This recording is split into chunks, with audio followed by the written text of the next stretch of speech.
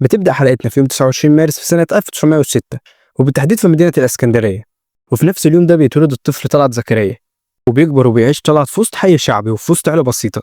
ممكن نقول إن البداية بتاعت طلعت زكريا كانت عادية جدا لواحد من أشهر الكوميديان في مصر، لكن الحياة دايما كانت بتخبي أسرار ورا البدايات البسيطة دي. وطلعت زكريا قبل ما يبدأ في الفن كان بيدرس في المعهد العالي للفنون المسرحية، وبعد ما خلص المعهد على طول بدأ إن هو يطلع في كذا مسرح، وكان منهم مسارح كتير معروفة، وده من خلاله بدأ إن هو يظهر للناس أكتر وأكتر. ولكن الشهرة الكبيرة جت فعلا لطلعت زكريا أول ما بدأ يظهر في السينما والتلفزيون.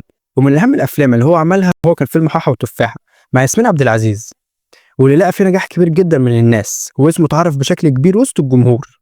وطلعت زكريا كان بيعرف فعلا يقدم الكوميديا بشكل مش تقليدي، مش زي أغلبية اللي كانوا موجودين في الوقت ده معاه. وكمان كان ليه طريقة تعبير وأسلوب في الكوميديا اللي هو بيقدمها، حتى الإفيهات اللي هو بيقولها. ومن أبرز أعماله السينمائية فعلا اللي هو قدمها كان فيلم طباخ الريس، والفيلم ده عمله في سنة 2008، وكان محقق نجاح كبير جدا في السينما لدرجة إن إيراداته في الوقت ده جابت 1,950,000 جنيه.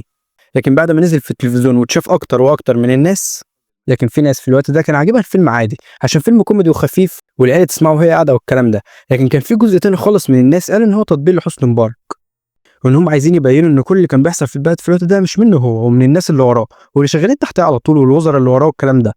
وكان كل واحد ليه راي غير التاني. وكلام طلعت زكريا نفسه قال ان ده اكتر سبب كان مخلي الرقابه تفضل منع الفيلم ده لمده كبيره.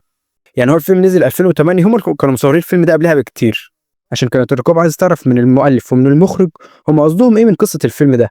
وبيستمر طلعت زكريا في الافلام وبيعمل افلام كتير، ومن ضمنهم الافلام اللي كان بيعملها مع كريم عبد العزيز لحد ما بنوصل 2016. وبيتصاب طلعت زكريا بوعكه صحيه شديده جدا، وبسبب الوعكه دي اتصاب بالتهاب في المخ، وده اللي اثر عليه جدا ودخل المستشفى.